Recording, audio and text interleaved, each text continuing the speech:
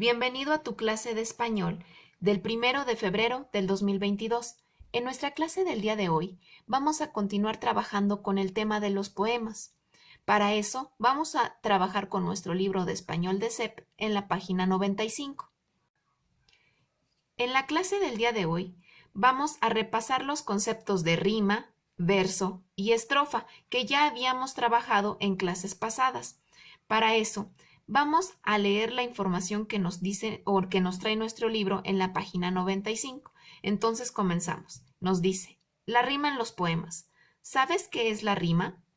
Trata de identificarla en el siguiente poema. Bueno, si tú recuerdas, ya habíamos comentado que la rima es la parte que le da musicalidad a los poemas. La rima es cuando se repiten algunas letras al final de cada verso. Antes de identificar la rima en este poema, vamos a leer la información que aparece debajo del poema de Metamorfosis, es decir, esta información. Entonces, vamos a leer. Nos dice, cada línea de un poema se llama verso y el conjunto de versos componen una estrofa. Hay poemas con varias estrofas, cada estrofa se separa con un espacio en blanco. Esto que acabamos de leer lo vamos a subrayar, de aquí donde nos dice. Cada línea hasta espacio en blanco. Después aparecen unas preguntas y nos dice, ¿cuántas estrofas tiene el poema anterior? ¿Cuántos versos tiene cada estrofa? Comenta tus respuestas con tus compañeros y profesor.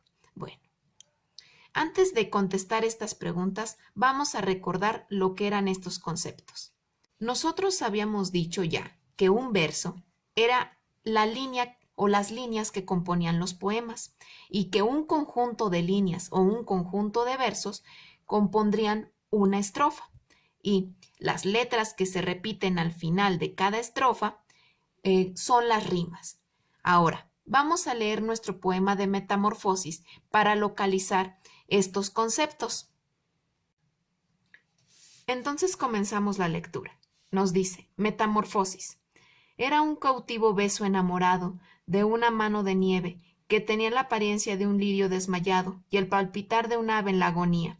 Y sucedió que un día aquella mano suave, de palidez de cirio, de languidez de lirio, de palpitar de ave, se acercó tanto a la prisión del beso que ya no pudo más el pobre preso y se escapó más con un voluble giro.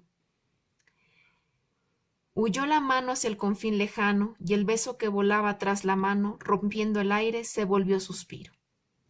Bueno, ya hemos leído entonces nuestro poema. Ahora, si tú recuerdas, habíamos dicho que las líneas eran los versos, es decir, esta línea es un verso. Entonces, esta otra línea de acá abajo también sería otro verso, ¿verdad? Habíamos comentado que el conjunto de versos formaban una estrofa. Entonces, aquí tenemos un conjunto de versos. Este entonces formaría una estrofa. Entonces, aquí ya hemos localizado lo que son los versos y hemos visto lo que es una estrofa. Después, nos pregunta nuestro libro, ¿cuántas estrofas tiene el poema anterior y cuántos versos tiene cada estrofa? Estas preguntas que nos hacía nuestro libro en la parte de abajo del poema, es decir, estas preguntas las vas a contestar aquí en tu libro. Vas a anotar las preguntas a un ladito de tu poema y vas a contestarlas con la información que obtengas de este poema. Una vez que ya hayas contestado estas dos preguntas, vamos a continuar leyendo la información que aparece debajo. Es decir, vamos a continuar aquí nuestra lectura. Y nos dice, existen poemas que tienen rima y otros que no. Un poema rima cuando la última palabra de dos o más versos termina con sílabas iguales o muy parecidas. De esto que acabamos de leer, vamos a subrayar en donde nos dice, un poema rima hasta muy parecidas. Ahora, vamos a regresar a nuestro poema de Metamorfosis para localizar este concepto.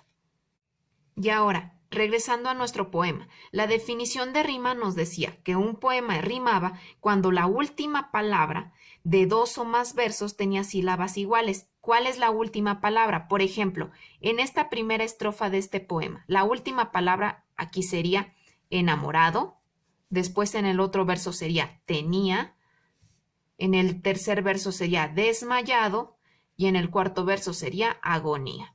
Nos decía que las últimas sílabas son las que se repiten o son iguales. Aquí, por ejemplo, si observamos enamorado y desmayado, tienen algunas letras o sílabas iguales. ¿Cuáles serían? En este caso es ado y ado. Entonces, enamorado y desmayado riman. Después, en tenía y agonía, observamos que se repiten nia y nia. Por lo tanto, tenía y agonía riman. ¿Observaste bien lo que era una rima? Bueno, ahora va a ser tu turno. Vas a localizar las rimas que aparecen en este poema y las vas a unir así como yo lo hice. Vas a unir las palabras que están rimando o que riman una con la otra. Una vez que acabes de realizar el análisis de las rimas de este poema, vas a realizar la siguiente actividad. En la página 92 de tu libro de SEP vas a trabajar con el poema Noble Animal, este que está aquí, y A una nariz, este que está aquí. Vas a localizar todas las rimas que encuentres y las vas a unir como lo habías hecho en el ejercicio anterior. Por ejemplo, aquí donde dice Noble Animal, dice: el perro no era mío, yo lo encontré en una siesta por las orillas del río. Aquí si te das cuenta, mío y río riman en ío y las voy a unir de esta manera.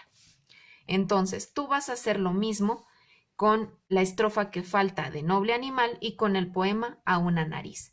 Una vez que hayas terminado de localizar las rimas, vas a pasar a la página 96 de tu libro de español de SEP.